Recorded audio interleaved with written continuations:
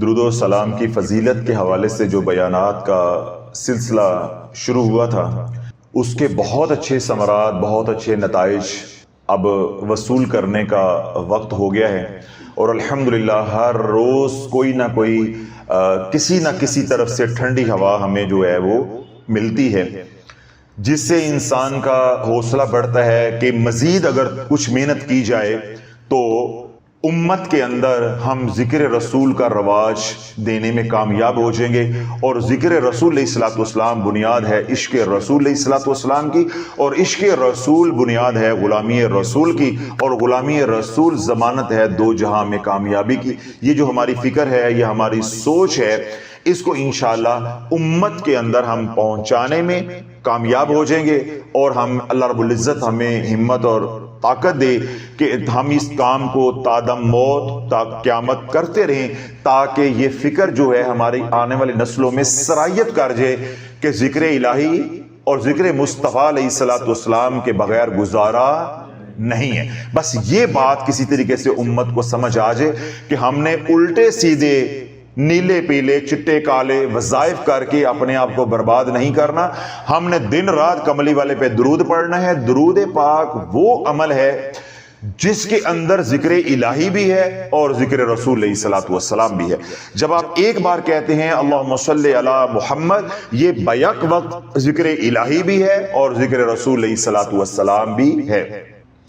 حضور علیہ الصلوۃ والسلام کا اللہ والو جب ہم ذکر کرتے ہیں تو جب تک ہمیں حضور علیہ الصلوۃ والسلام کی ذات کے بارے میں معلوم نہیں ہوگا کہ حضور علیہ الصلوۃ والسلام کی ذات کی کیا شان ہے اور کیا عظمت ہے، ہمارے دل میں محبت نہیں آئے گی، رغبت نہیں آئے گی۔ تو جب رغبت نہیں ہوگی، محبت نہیں ہوگی، تو ہم اسی طرح غفلت میں پڑے رہیں گے اور زندگی کی شام ہو جائے گی۔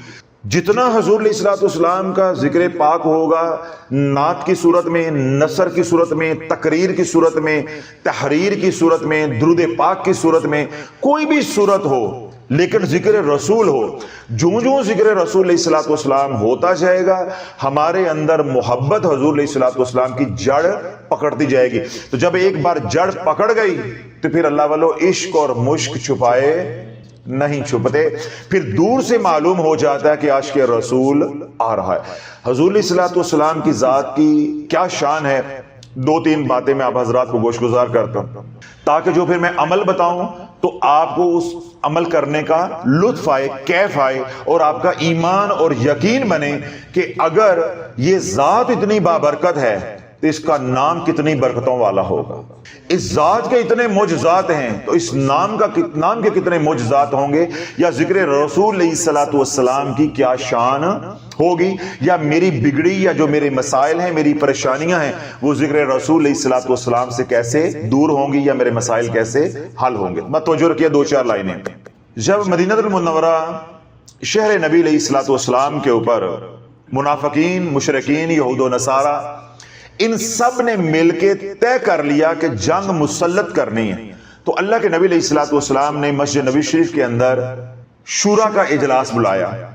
اس مجلس کے اندر تمام صحابہ کو، انصار کو دعوت دی کہ شریک ہوں اور مشورہ دیں کہ ہم نے دشمن کا مقابلہ کیسے کرنا ہے۔ تو اس مشورے کے اندر یہ بات طے ہوئی کہ مدینہ شہر کے اندر ہم نے ان کو گھسنے نہیں دینا، مدینہ شہر کے باہر جو ہے ان کا مقابلہ کیا جائے گا۔ تو اس میں سیدنا سلمان فارسی رضی اللہ تعالیٰ عنہ نے تجویز پیش کی کہ مدینہ شہر کی کیونکہ حفاظت طے ہو گئی ہے، ہم نے ہر صورت میں کرنی ہے، تو اس کے لیے جنگی چال کے طور پہ خندق کھودی جائے تاکہ دشمن جو ہے اندر مدینہ پاک میں داخل نہ ہو سکے، ہم خندق کے اس پار جا کے دشمن کا مقابلہ جو ہے وہ کریں۔ تو حفاظت کے مد نظر یہ مشورے میں بات آئی، اور اللہ کے نبی علیہ الصلوۃ والسلام نے اس مشورے کو قبول فرمایا، اور یہ بات طے ہو گئی، فیصلہ ہو گیا کہ خندق کھودی جائے گی۔ اب خندق کھودی جا رہی ہے، اہل خندق جو ہے وہ خندق کھودنے میں مشغول ہیں، لیکن طعام کے، کھانے کے یا رزق کے معاملات اتنے تنگی والے ہیں کہ صحابہ کے پاس کھانے کو کچھ نہیں ہے، اور اللہ کے نبی علیہ الصلوۃ والسلام کی بارگاہ میں صحابہ آ کے عرض کرتے ہیں کہ یا رسول اللہ اب ہماری پیاس اور بھوک کی وجہ سے کمریں جھک رہی ہیں، کہ ہم جو یہ خندق کھود رہے ہیں ہمارے سے کدال بھی نہیں چل رہی، تو ہم جو کام کر رہے ہیں ہمارے سے کام نہیں ہو رہا، ہماری کمریں جو ہیں وہ جھک رہی ہیں۔ تو یا رسول اللہ صرف ہم نے اپنے آپ کو دلاسا دینے کے لیے اپنے پیٹ کے ساتھ پتھر باندھے ہیں۔ جب اپنی قمیضیں اٹھا کے اللہ کے نبی علیہ الصلوۃ والسلام کو دکھلائیں تو آپ کے پیٹ کے اوپر صحابہ نے ایک ایک پتھر باندھا تھا۔ جب اللہ کے نبی علیہ الصلوۃ والسلام نے اپنے غلاموں کی یہ حالت دیکھی تو حضور علیہ الصلوۃ والسلام نے اپنے بدن مبارک سے کپڑا اٹھا کے دکھایا کہ تم نے اگر ایک پتھر باندھا ہے تو تمہارے آقا نے 2 پتھر باندھے ہیں، 2 پتھر باندھے ہیں۔ تو یہ والے حالات تھے، اللہ یہ تھوڑا سا پس منظر تھا تو وہ میں نے آپ حضرات کے سامنے رکھا۔ اب اہل خندق کے اندر یعنی جو خندق کھودنے والے ہیں اس میں 2 صحابی رسول ہیں۔ ایک صحابی رسول کا نام ہے بشیر بن سعد اور ایک ہے عبداللہ بن رواحہ رضی اللہ تعالی عنہ۔ یہ دونوں بھی اہل خندق کے اندر شریک ہیں۔ یہاں دوسرے لوگ کام کر رہے ہیں، صحابہ کا کام کر رہے ہیں، حضور علیہ الصلوۃ والسلام کے غلام خندق کھود رہے ہیں، یہ 2 صحابی رسول بھی کام کر رہے ہیں۔ کچھ وقت کے بعد ایک چھوٹی بچی آئی اور وہ آ کر دیکھ رہی ہے، ڈھونڈ رہی ہے اپنے پیاروں کو، اور وہ بیٹی ہے حضرت بشیر بن سعد رضی اللہ تعالیٰ عنہ کی، چھوٹی سی معصوم بچی ہے۔ تو ان کی والدہ نے کچھ کھجوریں دے کے بھیجی تھی کہ جاؤ جا کے یہ کھجوریں، دوپہر کا وقت ہو گیا، بھوک بھی ہے، پیاس بھی ہے، تو گھر میں یہ چند 8-10 کھجوریں ہیں، اپنے بابا کو اور اپنے ماموں کو دے آؤ۔ اب وہ کھجوریں جو ہیں وہ ماں نے کپڑے کے پلو میں باندھ دی۔ اب وہ بچی جو ہے وہ پہنچی خندق والی جگہ پہ جہاں یہ خندق کھودی جا رہی تھی، تو وہ ڈھونڈ کس کو رہی ہے؟ اپنے والد کو اور اپنے ماموں کو۔ تو اللہ کے نبی علیہ الصلوۃ والسلام کی جب نگاہ اس بچی کے اوپر پڑی تو آپ نے آواز دی، بیٹا ادھر آؤ بات سنو، ادھر آؤ بات سنو، تم کون ہو؟ کس کو ڈھونڈ رہی ہو؟ اس نے عرض کی، یا رسول اللہ میں بشیر بن سعد کی بیٹی ہوں اور عبداللہ بن رواحہ کی بھانجی ہوں، میں اپنے بابا اور ماموں کو ڈھونڈ رہی ہوں۔ تو اللہ کے نبی علیہ الصلوۃ والسلام نے ارشاد فرمایا، یہ تمہارے ہاتھ میں کیا ہے؟ اس نے عرض کی کہ یا رسول اللہ میری ماں نے بابا کے لیے اور ماموں کے لیے یہ تھوڑی سی کھجوریں ہمارے گھر میں تھی، اس کے علاوہ کچھ نہیں تھا، یہ بھیجی ہیں کہ دوپہر کا وقت ہے، بھوک بھی ہوگی، پیاس بھی ہوگی، تیرا بابا اور ماموں کام کر رہے ہیں، تو یہ کھجوریں ان کو جا کر دے آؤ۔ تو اللہ کے نبی علیہ الصلوۃ والسلام نے ارشاد فرمایا کہ بیٹا یہ کھجوریں مجھے دے دو، یہ کھجوریں کیا کرو؟ مجھے دے دو۔ تو اللہ کے نبی علیہ الصلوۃ والسلام نے آگے ہاتھ مبارک کیے، بچی نے کھجوریں جو ہیں وہ کپڑا کھولا، دوپٹے کا پلو کھولا اور اللہ کے نبی علیہ الصلوۃ والسلام کے ہاتھ مبارک پہ رکھ دی۔ راوی کہتا ہے وہ کھجوریں اتنی تھیں کہ اللہ کے نبی علیہ الصلوۃ والسلام کے یوں ہاتھ بھی نہیں بھرے۔ اس کا کیا مطلب ہے؟ 5-7-10 کھجوریں تھیں تو ہاتھ بھی نہیں بھرے۔ جو ہی اللہ کے نبی علیہ الصلوۃ والسلام کے ہاتھ مبارک کے اوپر بچی نے کھجوریں رکھ دیں تو حضور علیہ الصلوۃ والسلام نے صحابہ کو حکم دیا دسترخوان لگاؤ۔ کھجوریں کتنی ہیں؟ 5-7-8-10۔ یہ بھی ہمارا گمان ہے، روایت کے اندر کوئی الفاظ نہیں ہے۔ دیکھو جب مٹھی بھری نہیں ہے اس کا مطلب ہے 5-7 کھجوریں ہیں، اس سے زیادہ کھجوریں نہیں ہو سکتی۔ اللہ کے نبی علیہ الصلوۃ والسلام نے حکم دیا کیا کرو؟ دسترخوان لگاؤ۔ صحابہ نے دسترخوان لگایا۔ اللہ کے نبی علیہ الصلوۃ والسلام نے وہی جو کھجوریں بچی جو لے کر آئی تھی ان کو دسترخوان پہ بکھیر دیا اور اعلان کیا کہ ٹولیوں کی صورت میں، جماعت کی صورت میں آتے جاؤ اور بھوک پیاس مٹاتے جاؤ۔ ٹولیوں کی صورت میں، جماعت کی صورت میں آؤ، کچھ لوگ کام کرتے رہے، 8-10 آ جائیں، وہ کھا کر چلے جائیں، پھر اگلے 8-10 آ جائیں تاکہ کام بھی متاثر نہ ہو اور دوپہر کا کھانا طعام بھی جو ہے وہ ہو جائے۔ صحابہ نے جب یہ اعلان سنا تو وہ حیرت زدہ ہوئے کہ کہاں سے کھانا آ گیا ہے۔ جب دسترخوان پہ پہنچتے ہیں تو کیا کھجوریں پڑی ہوئی ہیں، کھائے جا رہے ہیں۔ اب ایک جماعت، ایک ٹولی آتی ہے، سیر ہو کے کھاتی ہے، وہ اٹھ کے چلی جاتی ہے، پھر دوسری جماعت آ جاتی ہے۔ تو اللہ نے جتنے صحابہ خندق کھود رہے تھے حضور علیہ الصلوۃ والسلام سمیت سب نے وہ کھجوریں نوش فرمائیں، سیر ہو کے انہوں نے کھائیں۔ تو راوی کیا کہتا ہے کہ جب تمام صحابہ کھجوریں کھا چکے تب بھی دسترخوان کے اوپر کھجوریں موجود تھیں۔ اللہ والو رب کیا قرآن اتارتا ہے، یا ایھا الناس قد جاءکم برہان من ربکم وانزلنا الیکم نورا مبینا۔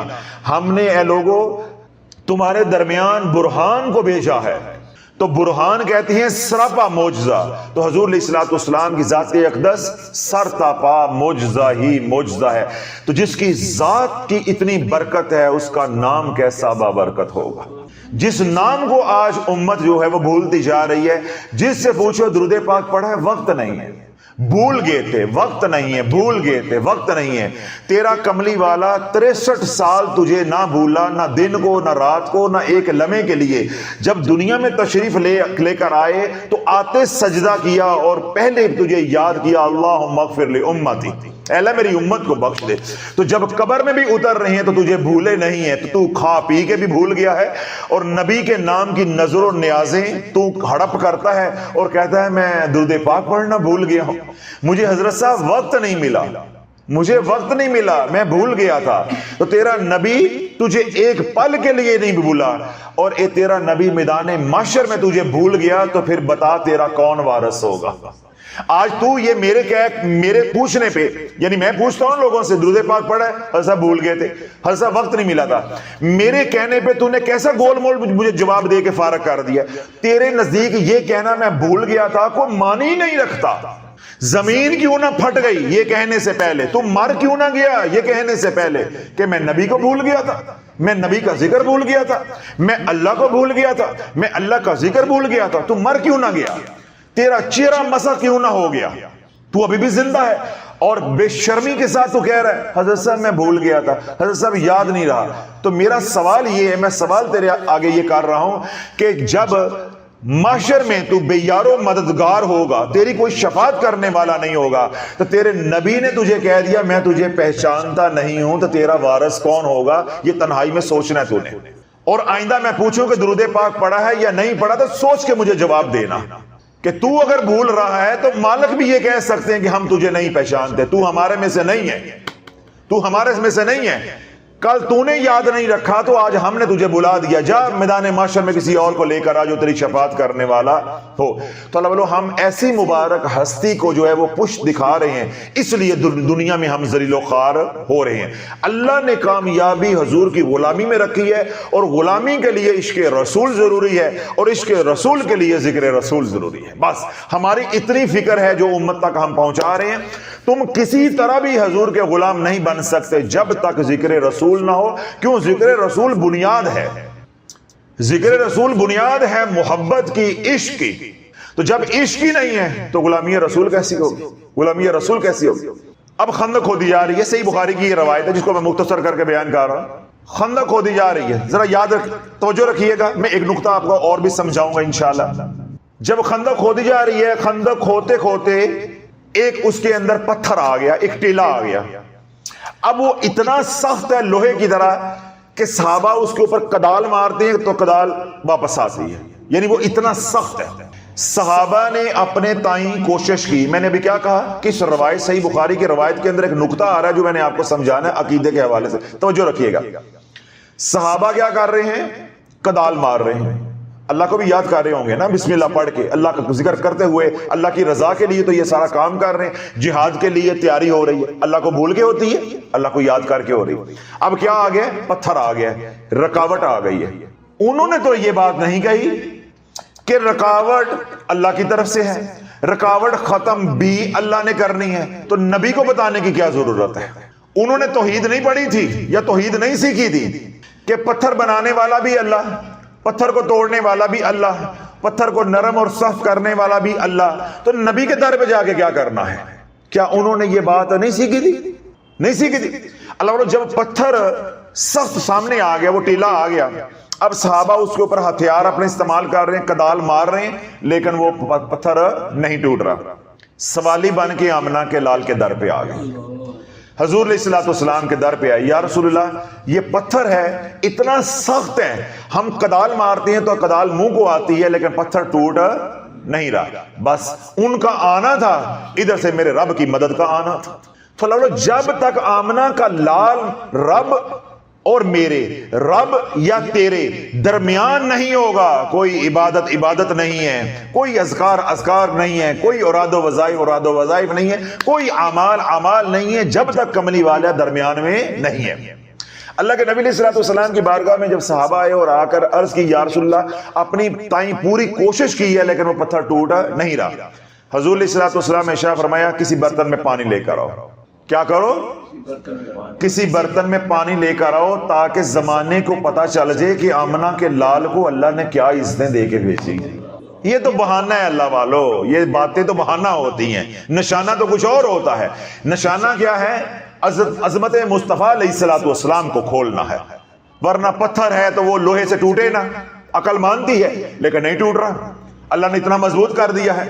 اور اب کیا ہے؟ اللہ وہ حالات لے کر آیا ہے، وہ موڑ لے کر آیا ہے، وہ بہانہ اب بنا ہے کہ عظمت مصطفیٰ علیہ السلام مخلوق خدا کے اوپر، میرے محبوب کی امت کے اوپر کھل جائے. اللہ کے نبی علیہ السلام نے ارشاد فرمایا کسی برتن میں پانی لے کر آؤ. صحابہ برتن میں تھوڑا سا پانی لے کر آئے. اللہ کے نبی علیہ السلام نے رب کا ذکر کیا اور اس پہ پھونک دیا. آپ نے فرمایا کہاں ہے پتھر؟ کون سا پتھر ہے جو میرے صحابہ کے سامنے سینہ تان کے کھڑا ہو گیا کہ ٹوٹنا نہیں ہے؟ اللہ کے نبی علیہ السلام نے وہی پانی ید اللہ والے ہاتھوں کے ساتھ جب پتھر پہ ڈالتے جا رہے ہیں، ادھر اللہ کے نبی علیہ السلام نے صحابہ کو حکم دیا اب کدال مارو اس کے اوپر. اب کدال مارتے ہیں، وہ ریت کی طرح نرم ہو گیا ہے. جوں جوں پانی ڈلتا جا رہا ہے وہ ریت کی طرح نرم ہوتا جا رہا ہے. اللہ والو، جس پانی کے اوپر اللہ کے نبی علیہ السلام کے ہاتھ لگ گئے اور اللہ کا ذکر ہو گیا، جب وہ پانی پتھر کے اوپر پڑا تو پتھر نرم ہو گیا. تو جب تو درود پڑے گا تو تیرے قلب کا کیا عالم ہوگا. جو گھر میں لڑائیاں ہیں، ایک دوسرے کو مل کے راضی نہیں ہیں، نفرتیں ہیں، رنجشیں ہیں، دشمنیاں ہیں، جب تو درود پاک پڑھ کے پانی پہ دم کر کے وہ پانی ان کو پلائے گا تو اللہ دلوں کو کیسے نرم کرے گا. اللہ دلوں کو کیسے نرم کرے گا. تو اللہ لوگ گھر کے اندر لڑائیاں ہیں، جھگڑے ہیں، نفرتیں ہیں، میاں بیوی میں آپس میں نہیں بنتی، یا اولاد میں آپس میں نہیں بنتی، بہن بھائیوں میں آپس میں نہیں بنتی، جوائنٹ فیملی ہے آپس میں نہیں بنتی، کوئی کاروبار دفتر کی جگہ وہاں آپس میں نہیں بنتی. کوئی ورد وظیفہ نہیں ہے. کملی والے پہ درود پڑھو. درود پڑھ کے کسی میٹھی چیز پہ دم کر کے کھلاؤ، پانی پہ دم کر کے پانی پلاؤ. کوئی کھانا ہے اس پہ دم کر دو. وہ پانی جو ہے وہ دم کیا ہوا ہنڈیا میں ڈالو، دودھ میں ڈالو، چائے میں ڈالو، کافی میں ڈالو. درود والا پانی پہنچاؤ، کیونکہ جب درود پڑھو گے اس درود کے اندر ذکر اللہ کا بھی ہوگا اور ذکر رسول علیہ السلام کا بھی ہوگا. کیوں؟ درود پاک مجموعہ ہے ذکر الہی اور ذکر رسول علیہ السلام کا. اور اللہ کا حکم ہے یا ایھا الذین آمنوا صلوا علیہ وسلموا تسلیما.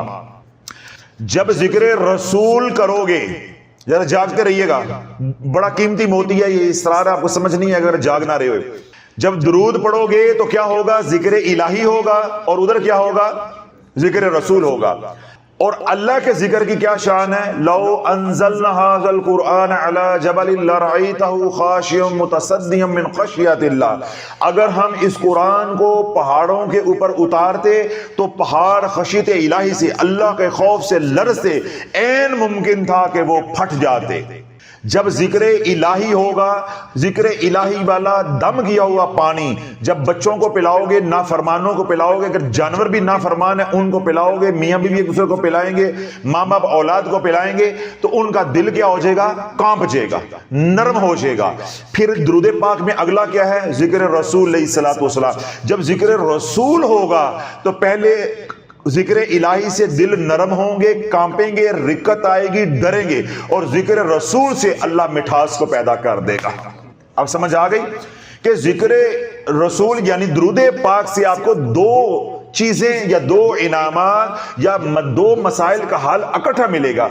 ایک ہوتا ہے کہ انسان توبہ کر لیتا ہے، معافی مانگ لیتا ہے، آپ میرے سے ناراض ہوئے، میں آپ سے ناراض ہوا، میں نے سوری کر لیا، لیکن دل نہیں ملتے. بندہ کہتا چلو ٹھیک ہے، آپ نے توبہ کر لی، معافی مانگ لی، ٹھیک ہے، بس آئندہ تو اپنے گھر راضی تو میں اپنے گھر راضی. کیونکہ اس طرح کی صورتحال اکثر ہو جاتی ہے جب بڑے آپس میں صلح کرواتے ہیں. تو آج کل کیا ہوتا ہے؟ یہ والی صورتحال ہوتی ہے کہ وقتی طور پہ کیا کر لیا؟ سوری کر لی، تو دل میں رنجش رکھی، کینہ رکھا، جب موقع ملا ڈانگ مار دینا ہے. لیکن جب اللہ تعالیٰ درود پاک پڑھو گے تو کیا ہوگا؟ اس میں جو ذکر الہی ہے وہ جو ناراض ہیں، روٹھے ہوئے ہیں، ان کے دلوں کو نرم کرے گا. اور جب ذکر رسول کرو گے تو ان کے دلوں میں مٹھاس پیدا کرے گا، دل نرم بھی ہو جائیں گے اور دل جڑ بھی جائیں گے. دیگر اور عاد و وظائف کر کے آپ دلوں کو جوڑنے کی کوشش کرو گے تو میں نے کیا کہا ہے کہ وہ دل صرف سوری کے اوپر راضی ہوں گے، اندر سے صاف نہیں ہوں گے۔ دل صاف کرنے کے لیے، دلوں میں مٹھاس پیدا کرنے کے لیے یا دلوں کو جوڑنے کے لیے ذکر رسول ضروری ہے۔ میں آپ کو دلیل دیتا ہوں، آپ بولو اللہ، نہیں بول رہے، زور سے بولو اللہ۔ اللہ بولا ہے، ہونٹ ملے ہیں، یہ نیچے والا ہونٹ اوپر والے ہونٹ کو ملا ہے، نیچے والے ہونٹ کو اوپر والے ہونٹ سے ملا کے اللہ بولو۔ قیامت تک کا وقت ہے، مرزا انجینئر بھی دیتا ہے نا قیامت تک کا وقت، وہی تمہیں دے رہا ہوں۔ کتنا وقت ہے؟ قیامت تک کا۔ یہ نیچے والا ہونٹ اوپر والے کو ملا کے اللہ کہو، بولو نا، کوشش کرو۔ اللہ نہیں کرو کوشش، اتنے طاقت والے ہو، کوشش کرو۔ کوشش کرنے میں کیا حرج ہے؟ 2-4 دفعہ بول کے دیکھو، اس کو اس کے ساتھ جوڑو، اللہ کہو، جڑتا ہے؟ ایک بار محمد کہو، ایک بار محمد کہو۔ اب محمد جو ہے ہونٹ کھول کے کہہ کے دکھاؤ۔ اب ہونٹ کھول کے نہیں، آپ کو سمجھ نہیں آئی شافی آپ کو کیا دے رہا ہے۔ اللہ ہونٹ بند کہہ کے دکھاؤ، کرو، اور محمد ہونٹ کھول کے کہہ کے دکھاؤ۔ سمجھ آ گئی؟ اللہ بولو، اللہ کے ساتھ بندہ جڑ ہی نہیں سکتا، تیرے بدن کے اندر نشانیاں ہیں، تو کبھی غور تو کر۔ محمد آئے ہی جوڑنے کے لیے ہیں، نیچے والوں کو اوپر والوں کے ساتھ جوڑنے کے لیے۔ جب محمد کہتے ہیں تو نیچے والا ہونٹ اوپر والے ہونٹ سے جڑ جاتا ہے۔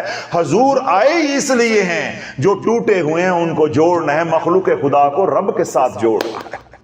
تو ساری زندگی بھی اللہ اللہ کرتا رہے گا، اللہ نہیں ملے گا، تو اللہ کے ساتھ نہیں جڑ سکتا۔ تو اپنا نیچے کا ہونٹ اوپر والے ہونٹ کے ساتھ نہیں جوڑ سکتا، تو اللہ کے ساتھ کیسے جڑ جائے گا؟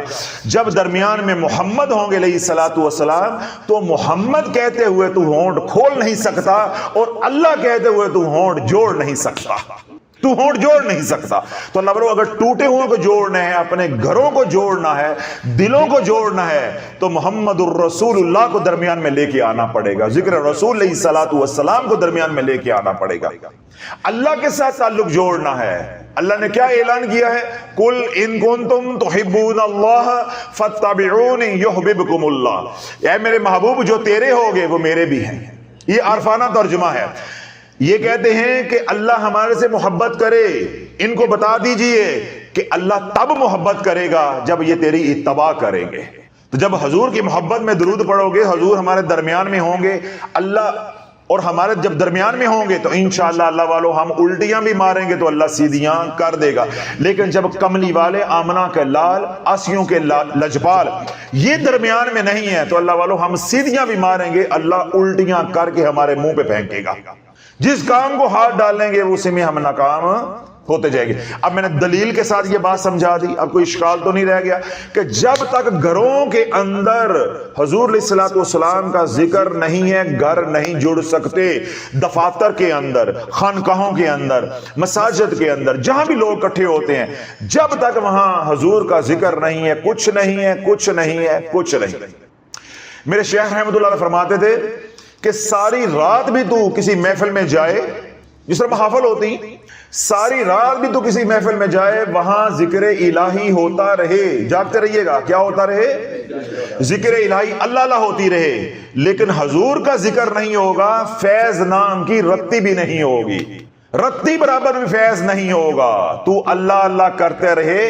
تجھے یہی تو شافی نے سمجھایا ہے کہ تو ہونٹ جوڑ کے اللہ کہہ کے دکھا، تو ہونٹ کھول کے محمد کہہ کے دکھا۔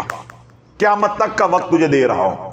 جب تک حضور کا ذکر درمیان میں نہیں آئے گا، اللہ کی رحمت نہیں برسے گی، اللہ سے تعلق نہیں بنے گا، ٹوٹے ہوئے جڑیں گے نہیں، ٹوٹے ہوئے جڑیں گے نہیں، اور جو جڑے ہوئے ہیں وہ مضبوط نہیں ہوں گے۔ اس لیے اللہ وہ تمام حضرات جو گھروں میں پریشان ہیں، لڑائی جھگڑا ہے، بد اتفاقیاں ہیں میاں بیوی کے درمیان، اولاد کے درمیان، جوائنٹ فیملی میں، دفاتر کے اندر، جہاں کہیں بھی ہیں پریشانی ہے، وہاں ذکر رسول کو رواج دو۔ جتنا ذکر رسول علیہ الصلوۃ والسلام ہوگا، انشاءاللہ اللہ نفرتوں کو، کینے کو، بغض کو، رنجشوں کو اللہ نکال دے گا، اور اسی جگہ پہ اللہ محبتوں کو ڈال دے گا۔ اولاد نافرمان ہو رہی ہے، روزانہ ایک تسبیح ان کو درود پاک کی، صلی اللہ علی محمد صلی اللہ علی محمد. یہ والا درود پاک اپنے بچوں کو پڑھائیں, خود پڑھائیں. دشمنوں نے آپ کو ذلیل کیا ہوا ہے, جوائنٹ فیملی میں ساس ہے اس نے آپ کو ذلیل کیا ہوا ہے, ساس ہے سسرال والے وہ کہتے ہیں ہمیں بہو نے ذلیل کیا ہوا ہے, محلے والوں نے آپ کو ذلیل کیا ہوا ہے, کوئی ہمسائے دکاندار نے آپ کو ذلیل کیا ہوا ہے, دشمنوں کے ہاتھوں آپ بے بس ہوئے ہیں, تو درود فتح کو اپنا معمول بنا لو. کس درود کو؟ درود فتح کو. صلی اللہ علی محمد, یہ درود فتح کہلاتا ہے. حضرت شموئیل سلام اللہ علیہ بنی اسرائیل کے نبی تھے. جب آپ 40 اپنے صحابہ کے ساتھ نرغے میں آگے, جنگل میں آپ کو دشمنوں نے گھیر لیا, تو جب بے بس پایا تو صحابہ نے کہا کہ آج تو ہم جاتے ہیں, آج بچنے کا کوئی امکان نہیں ہے. تو آپ کے نبی نے آپ کو تلقین کی کہ کملی والے پہ درود پڑھو, کملی والے پہ درود پڑھو. تو انہوں نے چند بار صلی اللہ علیہ محمد پڑھا, تو اللہ رب العزت نے جو قریب دریا تھا اسی دریا میں غرق کر کے ان کو مار دیا. تو یہ درود فتح ہے. یہی درود پاک امام مالک رحمۃ اللہ علیہ نے ساری زندگی پڑھا ہے. اللہ کے نبی علیہ الصلوۃ والسلام کا ارشاد پاک ہے, جس نے ایک بار کہا صلی اللہ علیہ محمد, اللہ اس کے اوپر 70 رحمت کے دروازے کھولے گا. اس لیے اس درود پاک کو درود فتح بھی کہا جاتا ہے اور درود رحمت بھی کہا جاتا ہے. جب آپ کو رحمت کی ضرورت ہے تو رحمت کی نیت سے پڑھیں, فتح کی نیت کر کے پڑھنا ہے دشمنوں کے لیے تو فتح کی نیت کر کے پڑھیں. تو فتح جب ہوتی ہے یہ بھی تو اللہ کی رحمت ہوتی ہے, یہ بھی اللہ کی رحمت ہوتی ہے. تو دشمنوں میں گھرے ہوئے ہیں, گھر میں بد اتفاقیاں ہیں, لڑائی جھگڑے ہیں, سسرال کے مسائل ہیں, اولاد کے مسائل ہیں, کاروبار کے مسائل ہیں, تو آپ اس کو درود فتح کی نیت کر کے پڑھیں صلی اللہ علیہ محمد.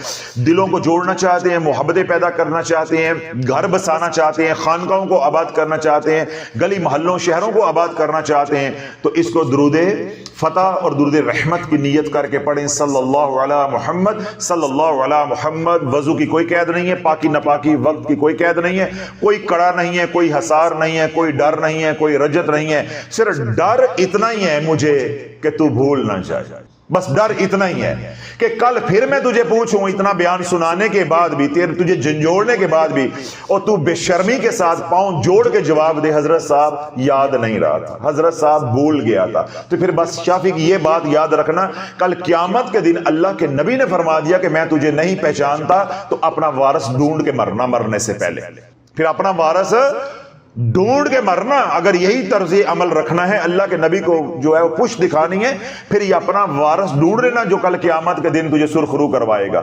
اور اگر تو سمجھتا ہے کہ کملی والے کی ہوتے کسی کی دال گلنی نہیں ہے, تو پھر تیاری کر لے, دن رات کملی والے پہ درود پڑھ, اللہ کو بھی منا اور اللہ کے محبوب کو بھی منا. گھر میں بھی سکون ہوگا, پریشانیاں دور ہوں گی, خیر و برکت ہوگی. جس طرح میں نے حدیث پاک آپ حضرات کے سامنے رکھی کہ اللہ کے نبی علیہ الصلوۃ والسلام نے ارشاد فرمایا, جس نے ایک بار کہا صلی اللہ علیہ محمد, اللہ 70 رحمت کے دروازے اس کے اوپر کھولے گا. اللہ والو سب سے جو کم دروازہ رحمت کا ہے, اللہ تجھے کشادہ رزق عطا فرمائے گا. جو باقی 69 دروازے ہیں وہ کون بیان کرے؟ مجھے بتاؤ, وہ میں کیسے بیان کروں؟ سب سے چھوٹی رحمت کیا ہے کہ مالی تنگی نہیں ہوگی, تو باقی کو میں کیسے بیان کر دوں؟ یا آپ کیسے اس کو پہچان لو گے, یا کیسے آپ سمجھ پاؤ گے, یا ہماری عقلوں میں کیسے آ جائے گا؟ دن رات درود پاک پڑھو, 1.25 لاکھ کی نیت سے پڑھو, 1 کروڑ کی نیت سے پڑھو. جس طرح تمام حضرات پہلے اجتماعی عمل میں شامل ہیں وہ یہ درود پاک پڑھنا چاہیں, یہ درود پاک بھی پڑھ سکتے ہیں. لیکن جو اجتماعی عمل میں لوگ شامل ہیں, میں ان سے یہ گزارش کروں گا کہ اللہ جب بھی میں بیان کرتا ہوں, کوئی عمل بتاتا ہوں, تو آپ لوگوں کا وضو کچا پکا ہونا شروع ہو جاتا ہے. جو درود پاک آپ پڑھ رہے ہوتے ہیں آپ اس کو چھوڑ کے دوبارہ نئے والے پہ آ جاتے ہیں. اللہ بولو ہر درود ہے, بات ذکر رسول کی ہے. تو جو درود پاک آپ پڑھ رہے ہیں اللہ کی رحمت پہ بھروسہ رکھیں, آپ وہ پڑھتے رہیں, بار بار درود بدلیں گے, ثواب ملتا رہے گا, لیکن آپ کو علاج نہیں ہو پائے گا, آپ کو منزل نہیں ملے گی, منزل نہیں ملے گی. تو اکثریت آپ حضرات کی کملی چینل کے اوپر ان کی ہے جن کو ہم رجت سے نکال رہے ہیں, دوسرے چینل سے دنیا بھر سے اکٹھے کر کے ہم کملی چینل پر ان کو اکٹھا کیا ہے. آپ لوگوں کو توبہ کروائی ہے کہ آئندہ وظائف نہیں کرنے, تو لیکن آپ کو کیونکہ عادت پڑی ہوئی ہے, آپ کا وطیرہ تھا وظائف کرنا, بار بار چھوڑنا, بار بار بدلنا, کیونکہ آپ لالچ میں آتے ہیں کہ اس کا ثواب کم ہے, اس کا ثواب زیادہ ہے. ثواب ہر اس عمل کا ہے جو قبول ہو جائے, جس سے یار راضی ہو جائے, جس سے یار راضی ہو جائے.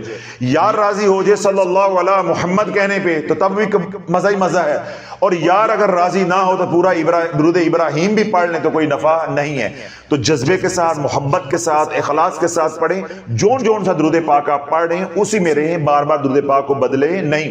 اگر درود پاک بدلیں گے رجت تو نہیں ہوگی، لیکن میں نے کیا کہا، آپ کا علاج پھر قیامت تک نہیں ہوگا، کیونکہ آپ کی تاثیر نہیں آئے گی زبان میں. روح پاک نہیں ہوگی، جو غلاظتیں آلودگیاں پہلے ہیں ان سے روح جو ہے وہ مبرہ نہیں ہوگی، پاک نہیں ہو پائے گی. جب پاک نہیں ہوگی تو آپ تندرست نہیں ہوں گے.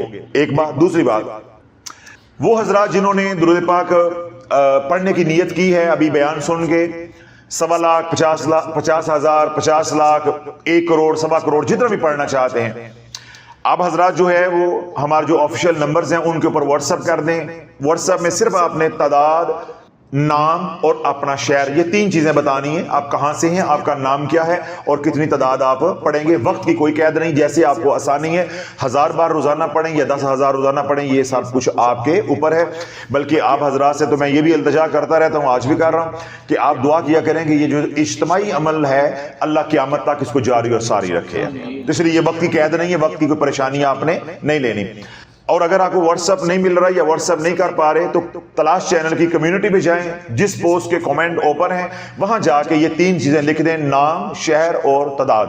اگر کمیونٹی پوسٹ پہ کامنٹ کر دیں تو پھر واٹس ایپ نہیں کرنا. اگر واٹس ایپ کر لیتے ہیں پھر ادھر کامنٹ نہیں کرنا. یہ ڈبلنگ سے بچنا ہے، یہ گناہ کا کام ہے. وہ پھر ڈبل تعداد آپ کی لکھی جائے گی، اس کے ذمہ دار پھر آپ ہوں گے. تو نیک کام ہے تو اس کا تھوڑا سا احساس بھی آپ حضرات نے کرنا ہے. اسی طرح وہ حضرات جو پہلے درود پاک پڑھ رہے تھے لیکن اجتماعی عمل میں شامل نہیں تھے، اور انہیں پہلے مثال کے طور پہ 50,000 لاکھ پڑا ہوا ہے، تو وہ بھی اجتماعی عمل میں شامل ہو سکتے ہیں. اس طرح جو پہلے اجتماعی عمل میں شامل نہیں ہیں یا آج جنہوں نے ارادہ کیا ہے، انہیں میں یہ کہوں گا کہ کملی چینل کے اوپر اجتماعی عمل کے بیانات ہیں، وہ آپ سنیں اور اجتماعی عمل میں شامل ہو جائیں. انفرادی عمل کے بھی نفع ہوں گے، اور اجتماعی عمل میں جو لاکھوں لوگ مل کے پڑھ رہے ہیں آپ اس قافلے میں شامل ہو جائیں، کیونکہ اس قافلے کے اوپر اللہ کے نبی کی نگاہ ہے اور اللہ کا ہاتھ ہے. قال رسول اللہ صلی اللہ علیہ وسلم ید اللہ فوق الجماعت، جماعت کے اوپر اللہ کا ہاتھ ہوتا ہے. تو جو اجتماعی عمل کے فیض و برکات ہیں انشاءاللہ وہ بھی آپ کو ملیں گے، دعاؤں کا حصہ بھی آپ کو ملے گا، اور انفرادی اگر آپ محنت کریں گے تو وہ مقام نہیں ملے گا جو اجتماعی میں شامل ہوگے، نفع ہوگا یا مقام ملے گا. اس عمل کی آپ تمام حضرات کو اجازت ہے اور التجا بھی ہے کہ خود بھی شامل ہوں، اپنے اہل و عیال کو شامل کریں، آپ اپنے دوست احباب کے اندر ہمارا یہ پیغام پہنچائیں، گھر گھر کے اندر ذکر رسول پہنچائیں، اور ان کو شافی کی یہ فکر جو ہے وہ پہنچائیں کہ ساری زندگی بھی اللہ اللہ کرتے رہو گے، اوراد و وظائف کرتے رہو گے. تم تو اتنے عاجز ہو کہ ہونٹ بند کر کے اللہ کہہ نہیں سکتے، لیکن ایک بار محمد کہو گے تو اللہ کے ساتھ جڑ جاؤ گے. حضور آئے ہی جوڑنے کے لیے ہیں.